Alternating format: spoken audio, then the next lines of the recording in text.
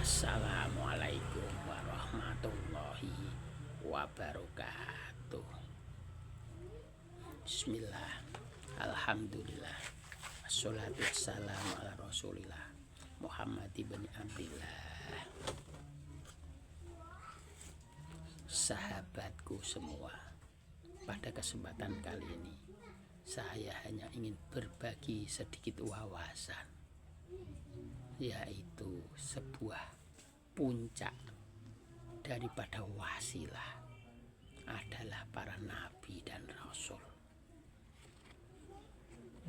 Sahabatku semua, nyatanya setelah dunia tercipta, sang pencipta menurunkan para nabi dan rasulnya ke bumi.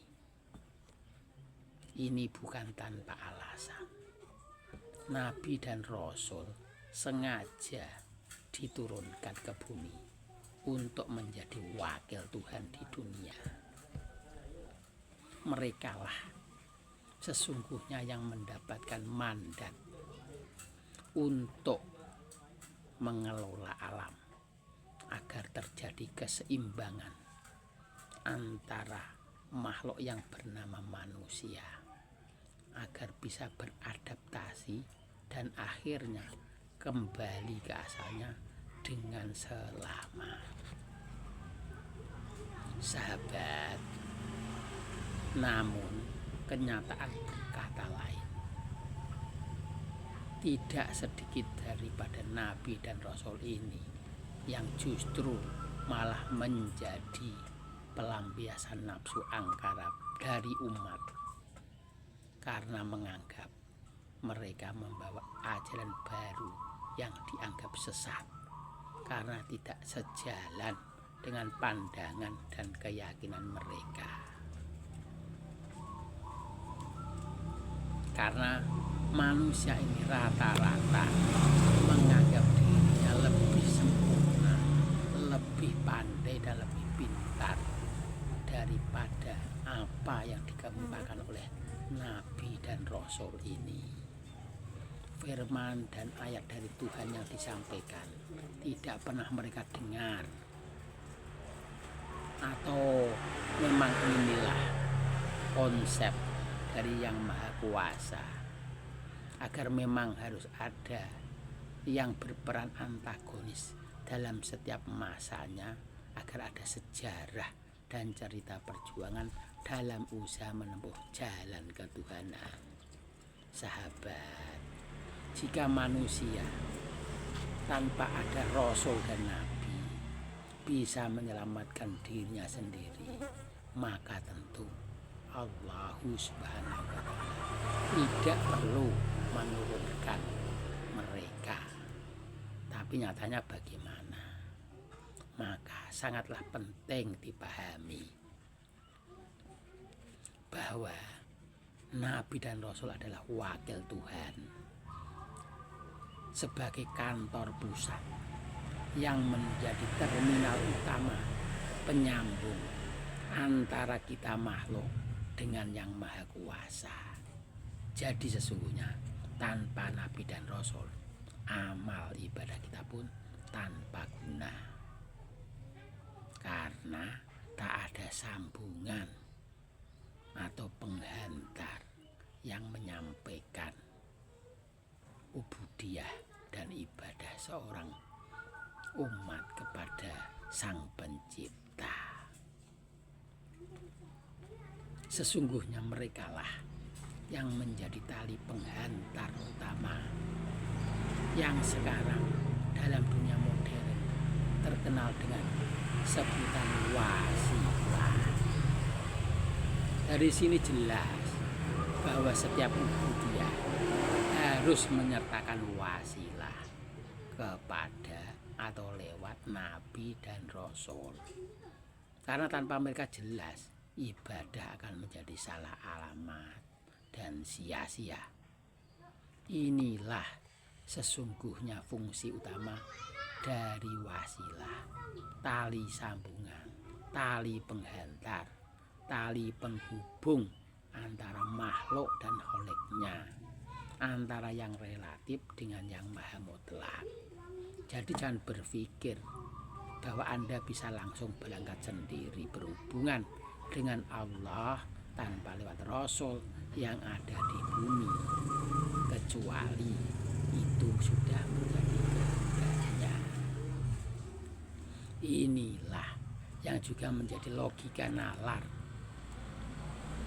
sampai saat ini bagi mereka yang mau berpikir logis. Nyatanya dunia masih ada sampai sekarang, padahal Allah menciptakan dunia ini hanya karena alasan adanya penciptaan Muhammad. Sesuai dengan ayat, sesungguhnya hanya karena engkau ya Muhammad aku menciptakan alam semesta ini. Jadi bagaimana mungkin Muhammad yang Rasulullah itu sudah tidak ada, sudah mati, sebagai banyak dipercayai para ulama. Saudaraku, padahal seperti tadi saya katakan, beliaulah alasan diadakan dan diciptakannya dunia ini. Maka bentuk konkret aplikasinya dalam menjalin sebuah hubungan, khususnya dalam peribadatan kita adalah jasad kita sambungkan dengan jasad, rohani kita sambungkan dengan rohani, karena kita tahu tidak mungkin air bercampur dengan minyak. Saudara dan sahabatku, seandainya Rasulullah ini sudah benar-benar wafat, pasti dunia ini pun sudah tiada lagi, alias sudah kiamat. Nyatanya bagaimana? Lalu bagaimana? Adakah sahabat yang mulai sekarang mulai merenungi atau bagaimanakah sesungguhnya jalan agama yang kita tempuh selama ini, jika tidak mempercayai adanya Rasulullah di zaman ini yang belum mati? Jadi jangan hanya meyakini sesuatu tanpa meneliti kebenarannya. Buktikan bahwa sesuatu itu benar, karena itu agama yang turun adalah dari yang maha benar, yang maha hak. Jadi mana mungkin agama itu salah? Ketahuilah sahabat, Nabi pernah bersabda, al-aslamu ilmiyun wa amaliyun. Jadi jangan hanya menyerap ajaran agama secara dogmatis belaka, nyatakan sendiri baru meyakini. Dalam surat Al-Ibrahim ayat keempat dinyatakan bahwa wa ma arsalna mir rasulin illa bilisani qaumihi liyubayyina lahum fayudillullahu may yasha'u wa yahdi may yasha' wa huwal azizul hakim. Saudaraku, kami tidak mengutus seorang rasul pun kecuali dengan bahasa kaumnya. Ingat, dengan bahasa kaumnya, agar mereka memberi penjelasan kepada mereka. Maka Allah menyesatkan siapa yang Dia kehendaki dan memberikan petunjuk kepada yang Dia kehendaki pula. Dialah Allah yang maha perkasa lagi maha bijaksana. Dari sini jelas sahabat, bahwasanya setiap ubudiyah harus menyertakan wasilah kepada Nabi dan Rasul, karena merekalah wakil Allah di dunia. Tanpa mereka saya yakin ibadah kita akan menjadi salah alamat dan sia-sia. Inilah sesungguhnya fungsi utama dari wasilah, tali penghantar, tali penghubung antara makhluk dengan sang Khalik, antara yang relatif dengan yang mutlak. Setiap hubungan harus melewati Rasulullah, kecuali mungkin Allah menghendakinya lain. Inilah yang menjadi nalar untuk berpikir bahwa sesungguhnya Rasul itu akan terus ada sampai saat ini, bahkan nanti sampai akhir zaman. Sahabat, satu lagi untuk menjadi renungan dan bahan pertimbangan. Sesungguhnya hanya karena alasan engkau ya Muhammad, aku menciptakan alam semesta ini. Inilah saudaraku yang perlu kita renungkan lagi, agar karena tidak mungkin Rasulullah itu jika sudah mati, bagaimana Allah mengelola alam ini? Bukankah tadi saya katakan setiap firman yang Allah berikan untuk manusia selalu melewati rasul-rasulnya. Taulah saudaraku, sebagaimana presiden, maka itulah Rasulullah. Presiden tidak mungkin mati, karena presiden itu bukanlah manusia. Yang mati adalah orang yang menjabatnya.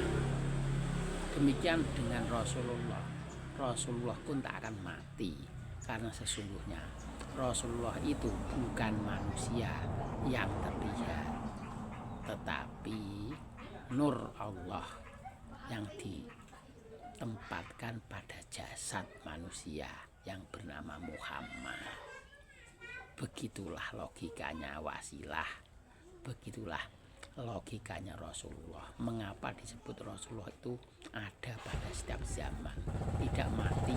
Karena sesungguhnya Rasulullah memang bukan sosok manusia, sosok jasad, seperti dalam pandangan para ulama yang kurang paham.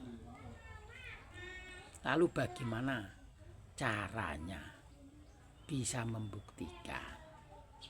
Bagaimana aplikasinya? Dan di mana kita dapat mempelajari ilmunya agar kita tahu sejatinya Rasulullah itu belum mati dan masih ada sampai saat ini.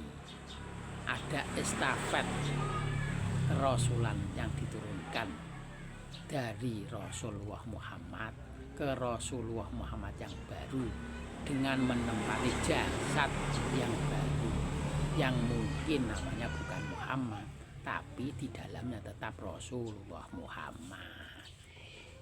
Nah, inilah bagaimana kita menemukan tentang ilmu ini. Dari mana jalan yang mesti kita tempuh, saudara dan sahabat.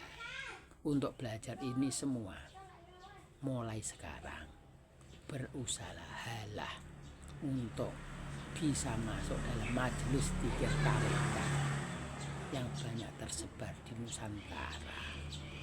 Tapi pilihlah yang muktabar. Itu pun banyak dari tarekat yang muktabar, yang tentunya hanya ada satu yang paling asli, yang paling nomor satu. Tidak mungkin semua itu nomor satu. Untuk itu carilah yang satu itu, yang semoga Anda menemukannya.